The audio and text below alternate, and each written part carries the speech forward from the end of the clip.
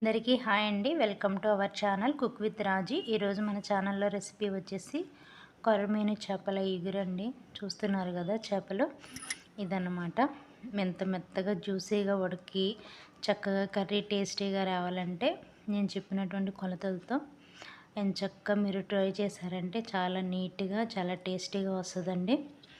ఒక్కసారి ఎలా చేయాలో వీడియోలోకి వెళ్ళి చూద్దాము. మరి దీనికోసం ముందుగా నేనైతే ఒక హాఫ్ కేజీ దాకా ఉంటాయండి ఫిష్, అది తీసుకున్నాను.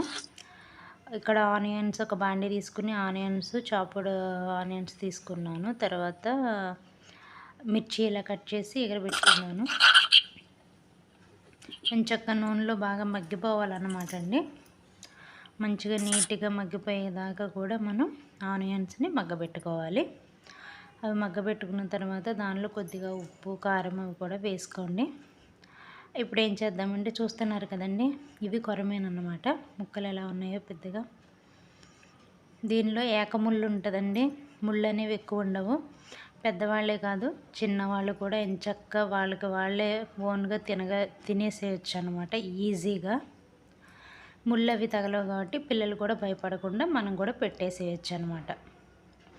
చూస్తున్నారు కదా, ఇలా ముందుగా ఎంచక్కా వాటర్ పోసి నేను ఇలా క్లీన్ చేసుకుని పక్కన పెట్టుకున్నాను అనమాట. దీనిలో కొద్దిగా పసుపు, అదేవిధంగా కొంచెం సాల్ట్ వేసి నీట్గా క్లీన్ చేసుకున్నానండి. ఇలా ప్లేట్లోకి సర్వ్ చేసుకున్నాను.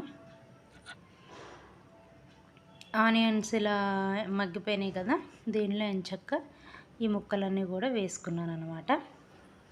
వీటిని కూడా ఒక 5 to 10 మినిట్స్ వరకు మగ్గనివ్వాలండి.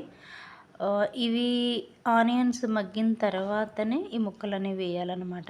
ఈ ఆనియన్స్లో ఇది ఫిష్ కర్రీ కాబట్టి ఆనియన్స్లో కూడా అల్లం పేస్ట్ వేయండి, చాలా బాగుంటుందండి.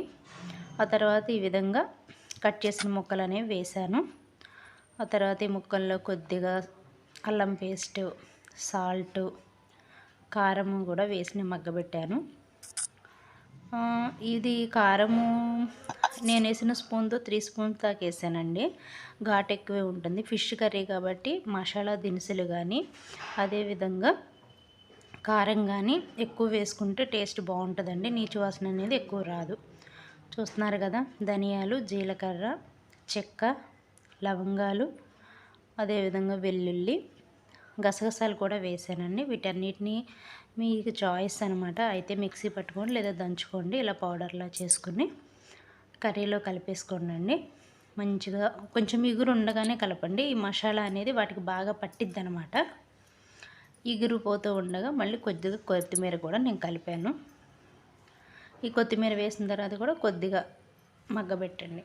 అంతేనండి, ఎంచక్కా టేస్టీ కొరమీను చేపలు రెడీ అయిపోయినాయి.